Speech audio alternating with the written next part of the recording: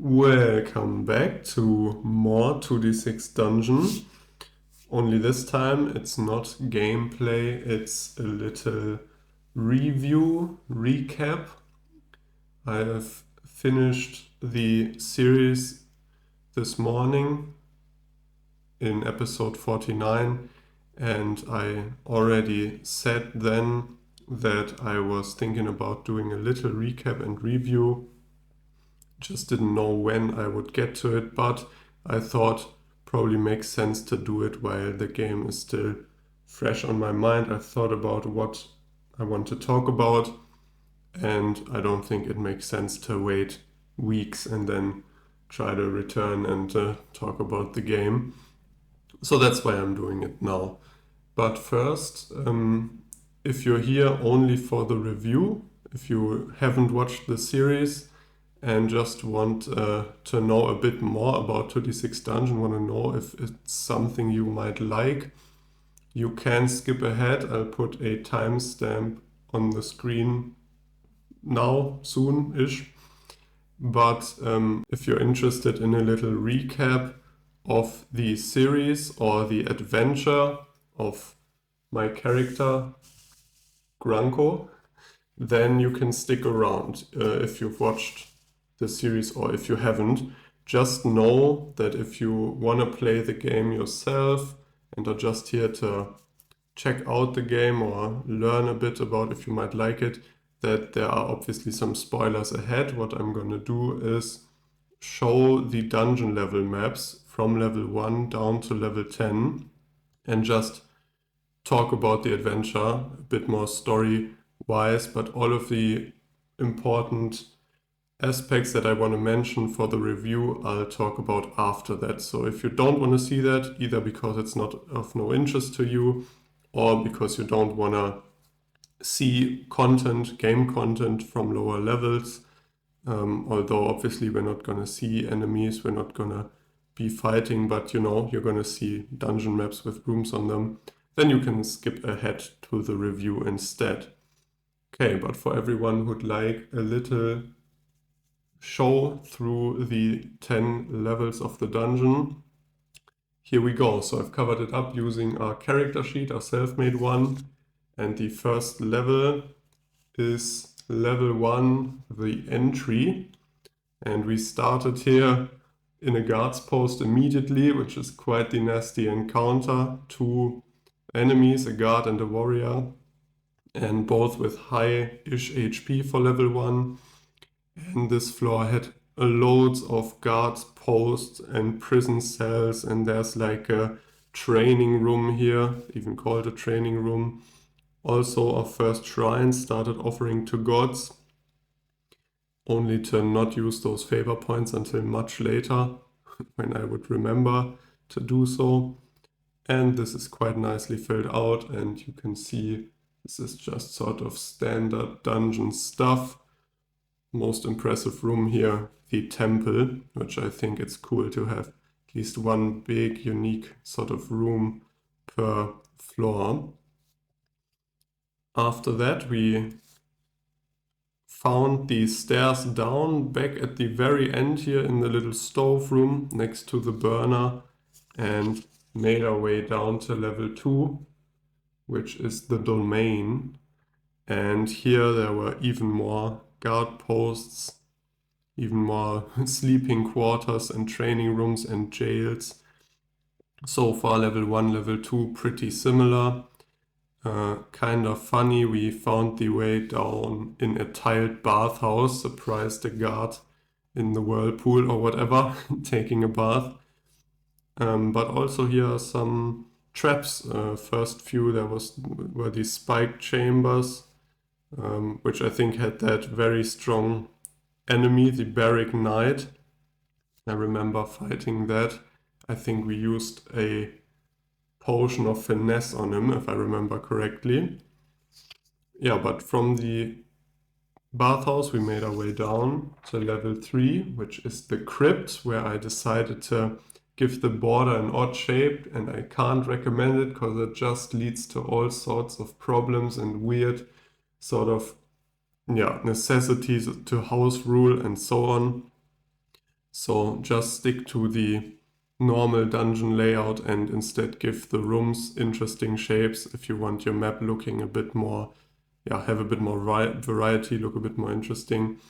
Something cool we found here was that almost like the terracotta army, the stone garrison, where we fought we used the stone maiden stats, but I think it was supposed to be the commander or officer, and I put those in here.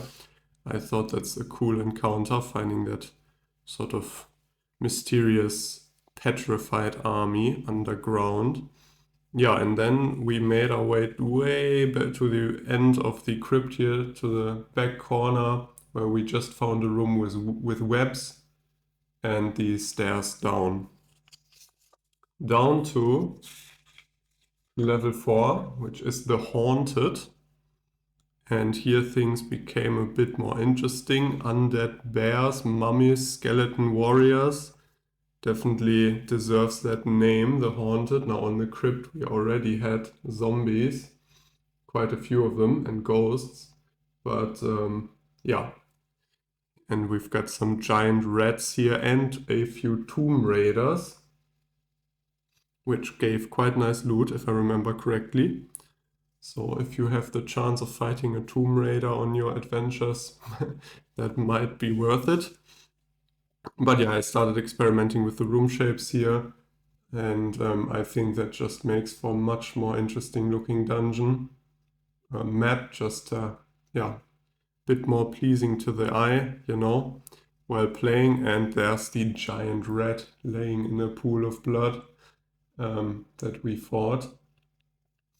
And back here we found a room with an underground stream where we bottled up some water and then decided there were no stairs and we had to make our way down by climbing down this chasm where the water falls down.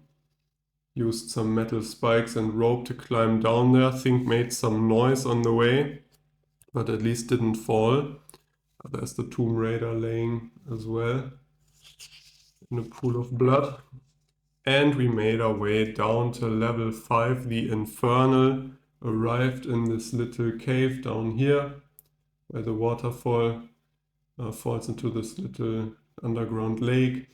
And from there we explored the Infernal, and we had gotten an amulet of fire resistance by that point, which helped us immediately on one of the early encounters. I think it was the Mordial Axiom here in the High Altar.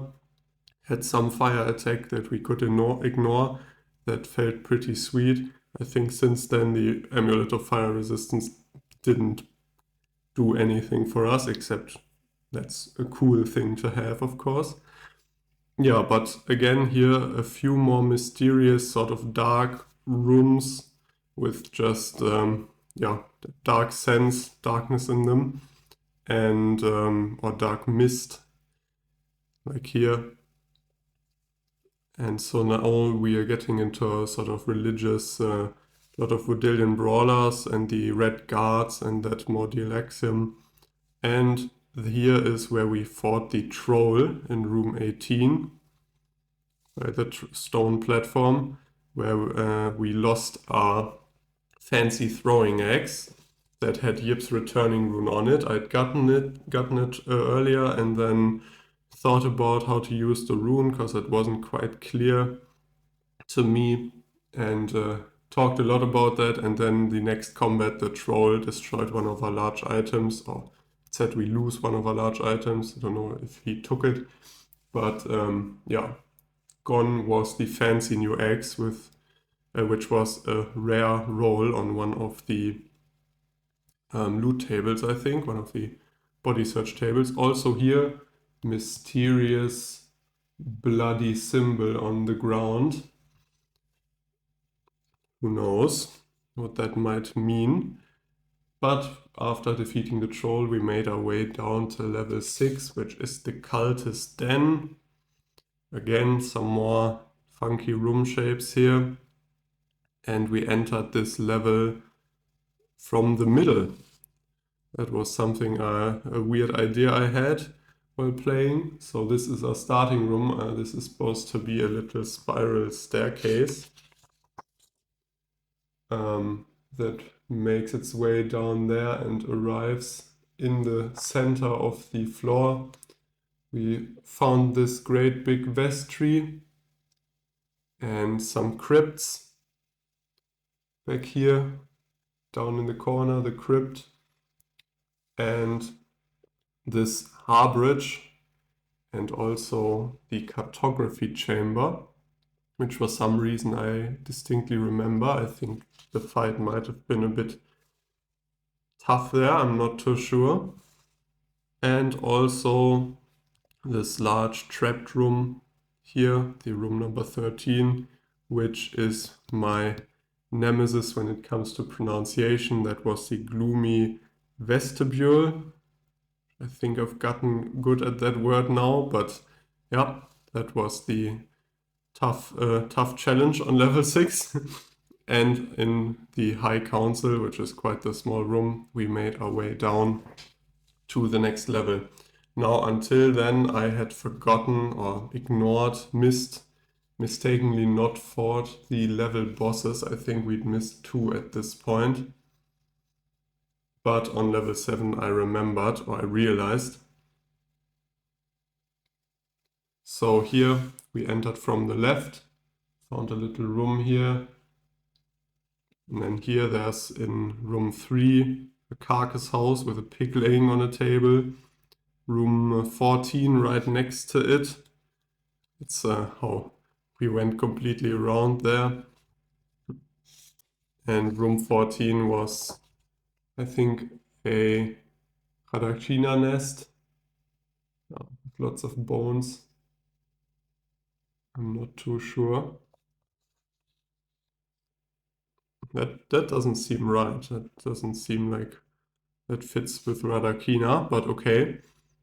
And in number 12 here, we found a Mord Pit where we lost HP, and this is sort of where those kind of rooms started appearing, where there's some rooms where all that happens is you lose HP moving through it, or you have to make a check, and if you fail, you lose HP, which I'm not the biggest fan of those. I understand those give you the opportunity to do skill checks, but since this game doesn't have a huge amount of different skills, only really discipline or precision, yeah, I don't know how necessary those are. And it's not like you build your skills towards a certain build that's predetermined. Yeah, here a lot more tools, and then here in room 20 the worship plinth, and right behind that the fur lounge where we fought the keeper sitting on his pile of fur. And yeah, that's very rough, only the sketch, but there he is. And there's the stairs down on which we were in the monster maze. We found ourselves in the monster maze, and this is one of the interesting, sort of very unique looking rooms because of those large room mazes. And here we found a Cyclops statue, but never found the Cyclops itself, which we had a Cyclops quest or an item to use against him. There's a Yeti laying face down. I'm sure he's just sleeping. And there's the Minotaur. Sure, he's just sleeping as well. And yeah, that was tough, but also very cool, because those were the fights you could run away from and heal up and then continue and so on through several rooms, do a desperate search, which I thought was very cool. Up here in the very corner, the stone masks, we had a weird vision, I think, and then went down to level 9, the cursed level. And this is quite recent now. And there we found lots more weird tendrils and roots for some reason. Twisted branches, roots, hanging roots, tendril ceilings, all of that weird stuff. And a few corpses. And down here in the corner, the big earth croc, the undead earth croc, which I thought was cool as well, because that used an earlier level enemy, but because he was undead, he had more HP, sort of reusing those by giving them more HP. And we made our way towards this green chamber where we fought the Jade Diviner, which apparently I did not draw in here, and took their pretty eyeballs. And with that made our way down to level 10, which was only the Dungeon Lords. 4 rooms, 4 fights, and very tough enemies, but because we were able to stock up in town, I think if we would have failed this roll, if we hadn't gotten back to town because we got unlucky, probably would have died, because that final boss was something else. Definitely needed those potions we bought in town and that scroll. Yeah, but level 10 looking a bit empty because we rolled 4 rooms and they were 4 large rooms, and pleasingly, they are sort of increasing in size, partly because the last one I artificially made larger, because it was the final room anyways. Yeah, but that's level 10, and that's 2d6 dungeon for you.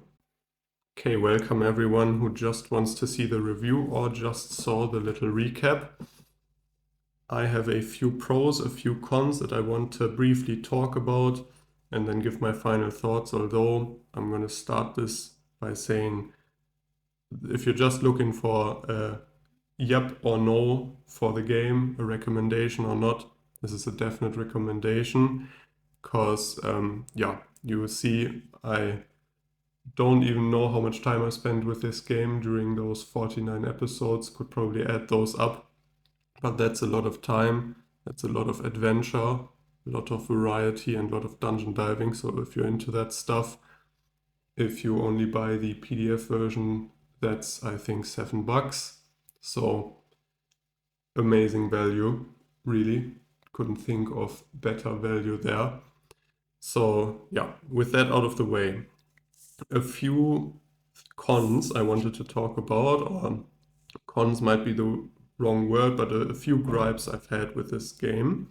And there's not many, and they aren't very severe. So the first one to get out of the way is the polish. It's lacking a bit of polish in some areas. Largely, I know the game is made of so much text and so many tables, so the odd spelling error or missing word, not that bad. I totally understand that, and that doesn't break the flow of the game. You know, sometimes there's a few wordings which aren't totally clear, and I've needed a few rule clarifications. I found myself going to Board Game Geek looking if there's a thread there about some rules. Now that is remedied by the fact that the designer is super helpful on there. I think about everyone who asked a question, a rules question or something like that, got a response from the designer as far as I could tell on there. And yeah, he even commented on some of the videos and so on. So super nice guy from what I can tell online, and super helpful. So that's the kind of support that, yeah, helps the game in that sense. So I don't want to dwell on that point too much. It's just, you know, you're gonna notice it when playing, but it's not a deal breaker. Does mean the rules are confusing at times, and sort of finding things in the rules turned out to be a bit hard, but after a while you get accustomed. And in the PDF versions, things are annotated. You can click through the index table, for example, as well. That's great. I don't know if you're using a paper version, if you're gonna do a bit more rule searching, but you know, use bookmarks, that sort of thing. And after a while you learn them. I think most adventure games have that sort of searching through the book and being confused. Why is the rule section about thing X on page X and not page Y with the other rule section that would go with it? I feel like, you know, that sort of thing is very, yeah, for each person, a different order makes sense. So those are some sort of polish and rules, yeah, gripes I've had with the game. Now, as for the gameplay, the big part of the gameplay is exploration, and that's amazing. There's so much variety, such big tables, and so on. Now, another big part is fighting, and there's very little strategy there now. You can use potions, you can use scrolls, especially near the end when we had more money, we could afford that. I must disclaim that I did not interface with the potion bomb system at all. I tried to in the end and didn't have the necessary ingredients. But so that might be a part of strategy that I was missing, and that's my own fault. But this is sort of a let the dice tell the story game. I mean, it's called 2d6 Dungeon. It's not called Super Tacticus Dungeon, puzzle. Your brain's going to be smoking, but it's like a casual rolling the dice, seeing where the journey takes you, seeing where the fight goes. Does mean it can be a bit frustrating if you're rolling bad. I think any dice game has that, but that's, gotta be disclaimed. So I try to play this very safe, have healing items on hand always, and so on, because if you hit a sort of dry spell with very bad dice luck, that might be a bit of a feel bad on level 1 or 2 if you then die, but on level 9 or 10, that would have been quite frustrating. But so that's just a warning. If you're into strategy, the combat system here might not be for you. On the other hand, the combat system is quite interesting with the shifting and the maneuvers. That's quite unique and very cool. I just wish it had a little more spice, maybe some skills, some special actions to perform. I personally like those sort of things in games. I know some people don't enjoy D&D 5e's combat with all the squares counting and actions and sort of little finesse or, how do you say that? Sort of a lot of detail that can bog you down, but I do like that kind of thing if it's done well, where you have lots of different skills at your disposal or spells and abilities and maybe even some positional aspect, which this game obviously does not have either, because it's not a board game or tabletop game in the sense. It's more theater of the mind or just the little dungeon map you're drawing. But especially the bosses were a bit of a war of attrition, the last few ones. After using the Scroll of Lightning and using our potions, it was just roll, roll, roll. I think 10 turns of rolling the dice and hoping we roll higher than they do. And hoping you brought enough potions. So that kind of makes the boss fight feel more of a hassle than very like epic battle. On the other hand, it felt good to use all those potions. And there's a lot of variety in this game. That's something I already said. In some parts, I felt like that might be cannibalizing, like different system might be cannibalizing each other. And what I mean by that is, for example, there's enchantments, there's armor enchantments. Never come across one during this whole playthrough of the entire base game. And the magic items we found 2, I think, which those are supposed to be special, so I can be happy with that. But there's just so many interesting tables I saw just scrolling past, and we rolled once on those. Or for example, so many little side quests like the Cyclops box, and we never were able to follow up on that because we didn't find the Cyclops. Now, if you're willing to take sort of that into your own hand and force the game a bit, because this is a solo game, so who's gonna stop you? You could say, okay, instead of the Yeti, now I'm facing the Cyclops, because my sort of the storyline has led up to that, and I've got that item, that box. But I didn't want to do that. I mostly wanted to roll everything, make everything random. The only thing I really took control over was the shapes of the rooms and so on. But so that, might mean there's huge replay value, obviously.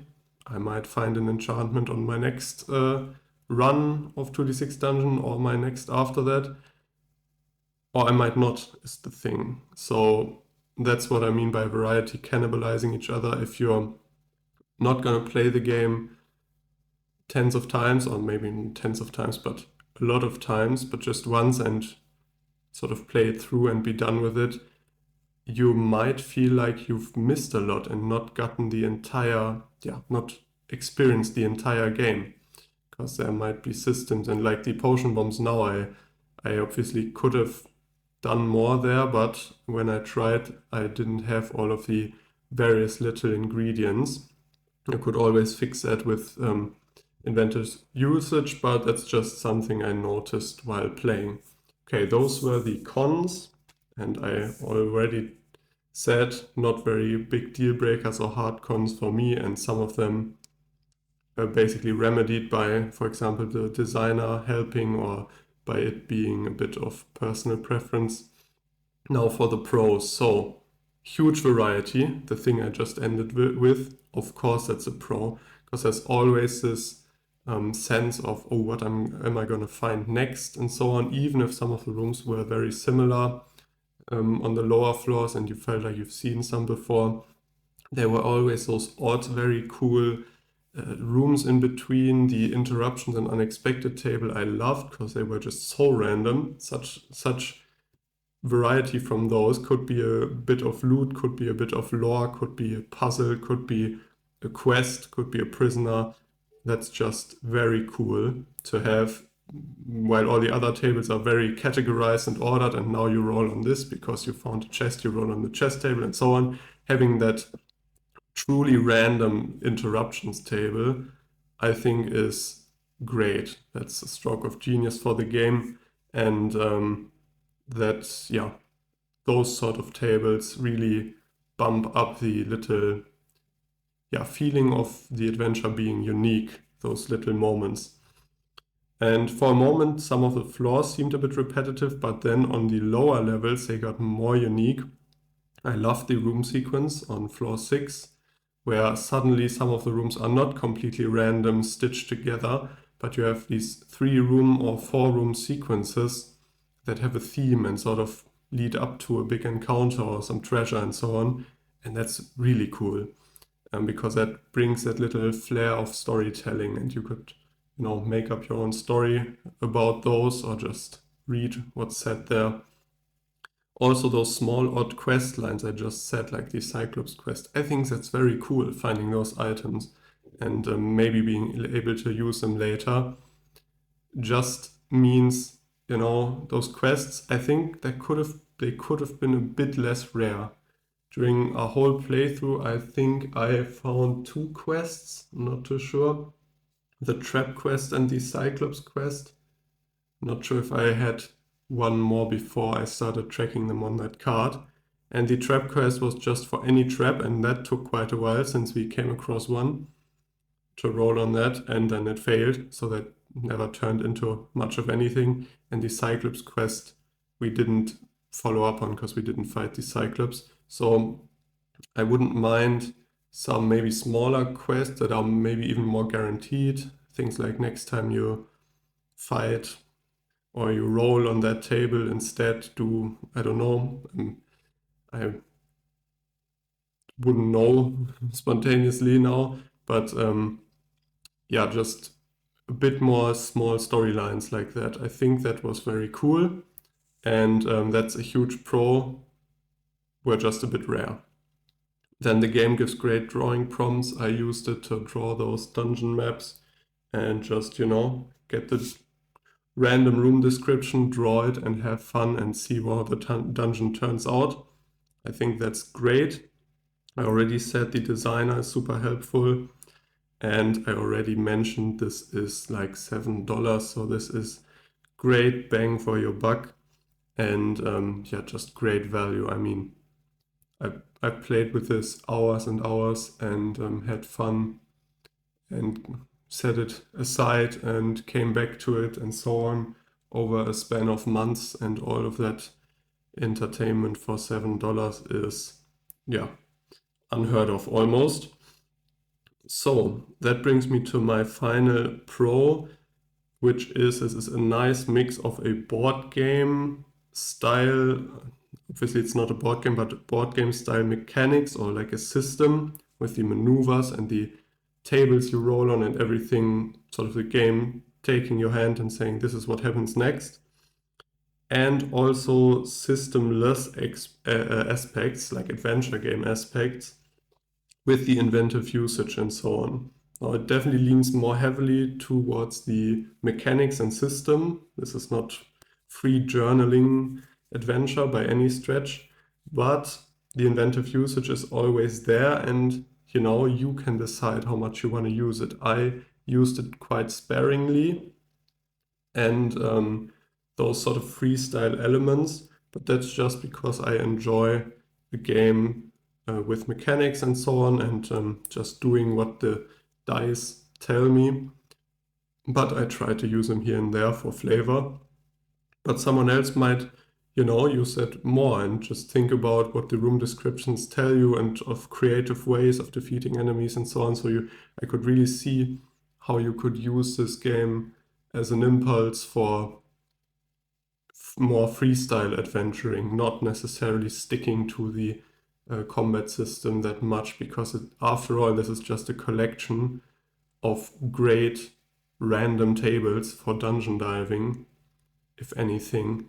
And if you don't want to bother with the maneuvers or anything like this, I think this is still worth the money spent, because it could be just used as, DM tables for anything you'd like, for inspiration or for taking them literally and trying to adapting them to another system. Yeah, so those are my pros. Now a few final points that neither fit the pro nor the con. I just mentioned it, so who might this attract? More board gamers or more journaling gamers? I think there's something here for both. This meets in the middle, and I like that. I come more from traditional board gaming, definitely. Before I looked into any solo adventuring games, I played board games, or something like Mini Rogue, which really, that has a bit of lore and flavor, but after all is basically dice and mechanics driven. And I think this was a cool way for me to bring in some more freestyle elements when I wanted to. And if I didn't want to, the game has me covered and I can just play the game, because freestyling can be a bit more exhausting. If you just want to sit down and play the game, that's fine as well. So I think there's something here for everyone, but this might be the perfect game for more traditional board gamers to, sort of have a little look into adventure gaming and more freestyle gaming. Then the digital is great, the PDF is great, you can click through everything, you can find things quickly and easily, because there's links in the PDF. I don't know how the book compares up to that. I was happy when I had printed out these cards earlier. I was using them just digitally. I thought it'd be nicer for the video, but it was nicer just for me as well to have them here. I like physical games and I wanted to buy the book, but being living in Germany and the publisher being from the UK, there's shipping, and especially now that the UK isn't part of the European Union anymore, shipping's gotten even worse, and I think there's even import fees or VAT or something like that now. Been a while, I know, but what I'm trying to say is I can't always justify ordering physical games from America or from the United Kingdom. So I went for the PDF, which was much cheaper and served me well. I'm still tempted to get the book at some point just because I like having the rule book, and if I play again, I think I might want to use the book, because like that I could show the tables on camera as well. And final thing here for my playthrough, I obviously missed bosses. I made loads of mistakes, maybe had an easier time because of that. probably, I'm not too sure, did some mistakes that hindered me as well, like not rolling D3s when finding ingredients, so we had much fewer ingredients. But I think all in all, this was the easiest difficulty of the game anyways. There's optional rules to make it harder and also optional tables for more flavor. Like now when we found a dead end, there was just nothing, but there's a table for rolling on a dead end corridor for little encounters there. And for finding secret rooms where no door connects to, and so on. So there's so much more variety to be discovered. I just basically said I use all the standard rules and none of the optional ones just to have the base experience here, and that was fun already. Okay, that's been my review. Final grade, I don't want to grade it, but it's a great game. It's not very expensive, hours of entertainment. You can do more freestyle adventuring. You could even use it just as a random tables generator and kind of use it in any sort of dungeon diving adventure you might like. But it's great to play just for the game itself as well. And I think the fact that there's now 50 videos on this game on my channel probably speaks volumes compared to anything I could say now. Okay, this is now for real the final video in the 2d6 dungeon series, at least for a while. I hope you enjoyed the series. I want to thank everyone who commented along the way, gave tips, corrected me, or just left encouraging comments. That was great and definitely helped me, kept me at it a bit more. But like this, it, was a pretty constant sort of source of entertainment for the last few months. Okay, I hope I'll see you on the next video, whatever that may be, different game. I think it'll be fun nonetheless. Until then, have a great day. See you. Bye bye.